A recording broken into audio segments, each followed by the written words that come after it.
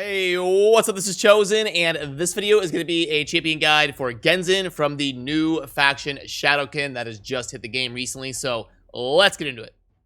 Alrighty, so first of all, huge shout out to Bobby for letting me jump on the account here and test because I do not have Genzin on my main account, so always fun to get your hands on a new legendary in the game. And funny little backstory, I actually pulled Genzin for Bobby live on stream during viewer summons and then touched base with them to go ahead and be able to crank out this content for you guys. So thanks, Bobby. I appreciate that. And Genzin is going to be in the Shadowkin right here, and then up at the top right, one of the initial 3 legendaries to launch: the Attack, Spirit Affinity Champion, and this is Genzin. And as always, for my champion guides, down below in a pinned comment, you will see an infographic. This is linked down there, so you can pull it up and take a look at some of the general basic stuff for the champion. But remember, I do note on the bottom right that you don't want to blindly copy Masteries, and especially in this case, if you are going to be using this guy in the clan boss, you will definitely want to take Giant Slayer instead of Helm Smasher. But we'll go over the kit and talk about some of that stuff, but that is down below if you want to take a look. So in terms of aesthetics, this guy's amazing. They did a great job with the Shadowkin in general. It's definitely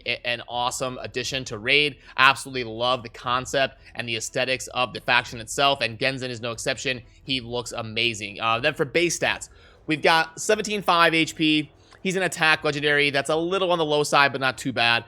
His attack is pretty decent at 1550. It's not like insanity, and it's not low. Pretty decent. The defense is low. 859 is going to be low for a legendary champion. Base speed of 100, pretty much par for the course. A little bit unfortunate that his accuracy is 0 because we do want some accuracy on this guy. So I wish that would have been like 30 and 10 or 20 and 20, something like that, to give him a little bit of an accuracy buff since he is a legendary of a new faction and he does need accuracy on his build. Then for the kit abilities, we've got an A1 here. There's a triple hitter. I like that. Each hit fills the champion's turn meter by 6%. So you run in, you do 3 hits, and you basically get 18% turn meter fill. And you don't need accuracy for that part of it. The turn meter fill is guaranteed. You're not decreasing your opponent's turn meter. And then for the multiplier on this, it is a 1.3 times 3. And also the multipliers are on that infographic. You can see there right there, right in the middle. It goes A1, A2, A3. And the A1 is the 1.3 times 3. So sounds low with the 1.3. But when you take into consideration that the fact that it is a triple hitter and you get 20% from books, not too bad in terms of damage dealing potential for an A1. I would say in terms of single target damage output for an A1, it's about in that top 20, top 25 range in the game, just for damage output on an A1 single target. The A2 is going to be an AoE. When you book it, it's got a 100% chance of placing the 60% decreased defense debuff for 2 turns. And then each hit is going to fill the champion's turn meter by 10%. So you can get some turn meter fill. I'll show you in the campaign. You hit 4 enemies, you get the turn meter fill. You can really snowball, be kind of a cool XP farmer for some of you early to mid-game players. And then in the arena or the spider, you're hitting a bunch of enemies at once. Faction wars, you can really snowball this guy and crank out a bunch of turns, especially when you pair that with the 18% turn meter fill on the A1. You can really get some a lot more turns out of him than the opponents you're going up against. And the multiplier on the A2 is going to be a 3.8. So not amazing on an AoE nuke ability. It's not trash, but in terms of a legendary damage dealer, he's not gonna be like a Trunda or anything like that, nuking with this A2 here. Then on the A3, we've got attack 1 enemy. Will ignore unkillable and shield buffs. So this can be fun versus some of those man-eaters in faction wars or those annoying skull crowns that go unkillable in the arena. It's going to fill the champion's turn meter by 30% or 60% instead if the target has less than 50% HP after this attack. Now, this does hit pretty hard, so that's going to be pretty common. Most of the time in a normal scenario like faction wars and arena, he will go ahead and get that extra turn meter fill. So he has that on every single ability, which is why I said he can really snowball a bunch of turns. Then also decreases the cooldown of Steel Parting and Fated Vengeance skills by 1 turn if this attack kills the enemy. Which means it'll lower the cooldown of this ability, which means when it's booked, you can get that to a 2-turn cooldown if it gets a kill. And then you can also get the AoE defense break to a 2-turn cooldown. So faction wars, arena type stuff, really snowballing, getting a bunch of value out of the A2 and the A3. The passive is going to be increase the champion's speed by 10 and resistance by 50 if there are fewer champions on this champion's team than the number of enemies on the enemy team, and it always works against bosses. So, I mean, it's all right. Not the best passive in the game or anything, but you get a little bit of a bump in speed and resistance when you hit that qualifier. But later on, I will talk about my full context of thoughts in terms of his balance as a champion and if I think he should be nerfed or buffed. We'll wrap all that up a little bit later. But right now, I want to dive into the build. We'll go over the gear, masteries, and booking process for Genzin. Alrighty, so first of all, let's go ahead and pull up the total stats. You got the 37k HP, 4400 attack, 1500 defense, 192 speed, 99% crit rate. Don't do that on your build. You definitely want to get him to 100%, and because he's got the Terminator fill on his A2 based on critical hits, so definitely get him to 100% crit rate. That is the first thing I would want to go ahead and optimize after the initial build here. 237 crit damage. He is a damage dealer, so we do have to care a little bit about the crit rate and the crit damage and his attack so that we can go ahead and scale with his multiplier and get some damage output. Resistance and accuracy. Remember, you do want to get pretty decent accuracy on this guy to make sure you're landing the decreased defense. That's the only part of his kit that you need the accuracy for. So if it's going to be important to you to use him as your defense break, especially in faction wars, because it's a new faction, so it could be hard to fill that role, you definitely want to make sure and get enough accuracy to do so. Which means on the banner, you are probably going to want to get accuracy. Now, a side note, this faction just launched, so it's going to be tough to get accessories that are decent for this faction. And I wish when they would launch a faction, they would have like a week or two of boosted drop rates for that faction and allow the player to choose if they want that or not. Like, don't force it, but give people like a redeemable item in their inbox where when you redeem it, you get like a week of boosted Shadowkin drops. I think that'd be fun to go ahead and save it for a spider tournament and then grind a bunch of Shadowkin accessories. Or if you want to do it right now and start building some Shadowkin champs, you could do that. So I think that'd be a cool idea to have a claimable accessory in your inbox that would enable you to boost the spider drop rates for Shadowkin, because now that we're getting so many factions in the game, I think we're up to 14. It's going to be really tough and take a while to get some Shadowkin accessories that are usable. So anyway, we're looking for accuracy, speed, attack, HP. His base defense is so low that we would probably rather have HP percent instead of defense percent if we had to choose between the two.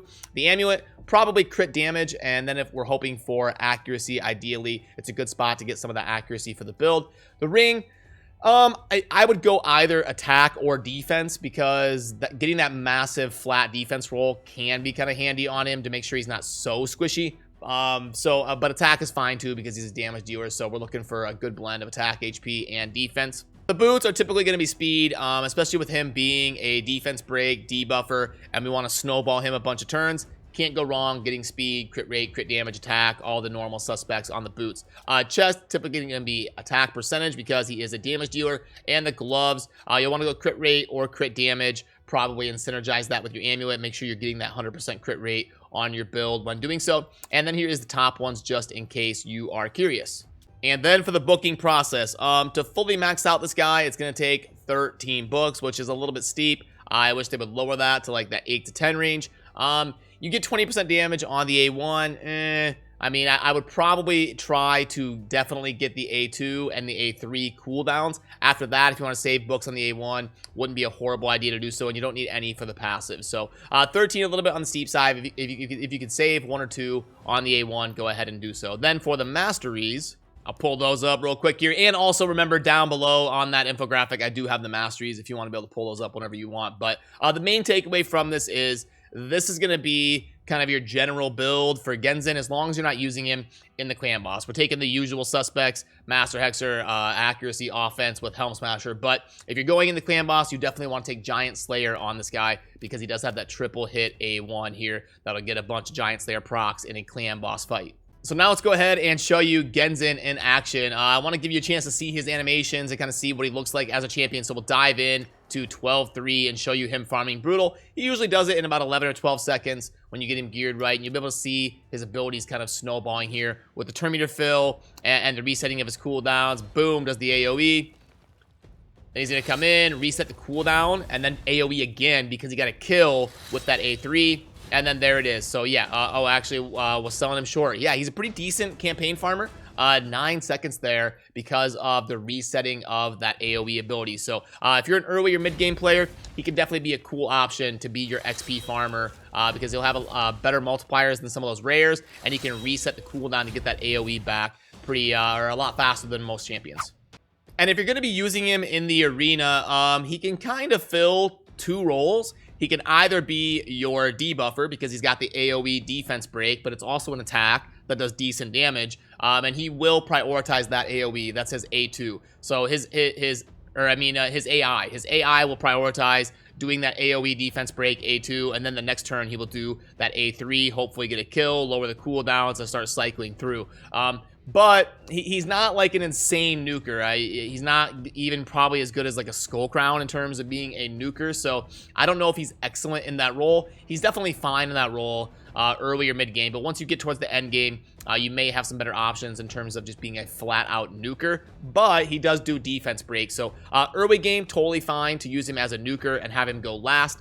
But if you're going to be using him in like gold 4 and stuff, he might be best as the debuffer, and then the damage that he does do will help your nuker make sure that they're going to clean up. And that's kind of what you'll see here. I'm going to go ahead and have him go last. So I'll have the Lydia debuff, and then you'll get to see his AI is going to prioritize this A2. He will do Steel Parting, and you'll get to see the damage numbers here in the arena, and boom. So yeah, you can see there, not bad. That wasn't a great team. He can hit okay. He's just not like one of the top 15 nukers in the game or something. But the fact that his AoE nuke also brings defense break and some turn meter fill to the table, all in all, it's really not that bad. So now let's get Genzin graded in the different areas of the game. And it's always fun to be one of the first few people in the game to rate this guy. I think we're like the 24th person to rate Genzin here. So campaign, he's a 5. Yeah, he's cool in the campaign for sure. Cycling through his abilities, getting that AoE up super fast, doing his own defense break, his own turn meter fill, his own cooldown resetting. Yeah, the only thing he's missing is an aura. I wish he had some sort of aura to help out with that, but alas, it's okay. He's still really good in the campaign, and especially as a campaign farmer. Arena offense, gosh, I'm gonna go. I mean, he's like a 4 point something. I'm gonna go 4. I'm gonna go 4. Spider's Den, so he does have turn meter fill, and he can defense break the spiderlings and the spider. And he does hit really hard on the spider with his A3, but it's not like a cold hard or something. It's not based off of enemy max HP. But I'm gonna give him a 4 because if you've got it tuned right, he could really snowball a bunch of turns while also doing the defense break. So yeah, he can make some sense in some Spider's Den teams. Fire Knight, he's got a triple hit A1, which is nice with turn meter fill and defense break. So yeah, we'll go 4. Minotaur, he's fine there. Yeah, defense break and a damage dealer can be handy for speed farming that. Faction Wars, it's a new faction, not a whole lot of champions, and he's gonna bring the AoE defense break to the table while all the other utility that I've been mentioning. So yeah, he's a 5 in Faction Wars as of now for sure. Arena defense, he's not gonna be a great champion to have. He's not like a good stall defender or something. Ice Golem, yeah, I'd go 4 there. Force Keep, yeah, I mean, he's Spirit Affinity, so he's strong against the Force Affinity, and he defense breaks, which is amazing. So yeah, he's pretty S tier in the Force Keep. Magic Keep, no, he's not going to be good there. We'll go 2. Spirit Keep, 4. Not amazing, but not bad. Dragon, yeah, I think he's pretty good there. Clan Boss, okay, so Clan Boss is a little bit hard to rate him. He does have the triple hit A1. That can get Giant Slayer procs, and he brings the 3-turn cooldown defense break, but a lot of his stuff, like his ignore shield, ignore unkillable, and get extra turn meter fill on kill, a lot of his kit isn't really going to come to fruition in a clan boss fight, but for the early to mid game, he could be pretty solid. It'd be like a 3.5 or a 4. We'll go 4. Then the Void Keep, sure, I mean, the Void Keep's a pretty straightforward one in terms of the poisons and stuff, so I think he could help with speed farming that. Now let's get those submitted, and we will have a discussion about my full thoughts on Genzin in conclusion here. So let's go ahead and pull him up, and then I'll pull up the infographic while we're talking, just in case you want to take a look at that. Okay, so here's the thing. Genzin, he's all right. I don't think he's S tier. I don't think he's like a top 20 legendary in the game or anything. Like with us having like over 100 legendary champions now, it's like if they're not top 20, they're trash, which isn't true. Genzin, he's okay. He's just, the problem is he's kind of just another legendary. Like, he's got some cool things, but he's a little bit lackluster in some areas. but he is part of a new faction. So if you get him, you will definitely be needing him for that faction, because you're not going to have a whole lot of options in terms of progressing in the faction crypts there for Shadowkin. So I would probably give him a little bit of love. I would go ahead and maybe give the A1 like place weaken or a leech or something. I don't think that would break him or make him too good or something. I would give the A1 something cool, because he places defense down. If you gave the A1 weaken, I think that would help him really be a lot of value in the boss fights, because he already has a passive that helps out a little bit in the boss fights. That'd be kind of a cool niche for him. And then he's got some AoE potential to snowball, so his kit could go in a couple different directions. And I think that would give him just a little bit of love and make him a little bit better without making him like a top 10 god tier legendary or something. So that would be like the one change I would give him, is give the A1 like a chance to place weaken on each hit, or give him an aura.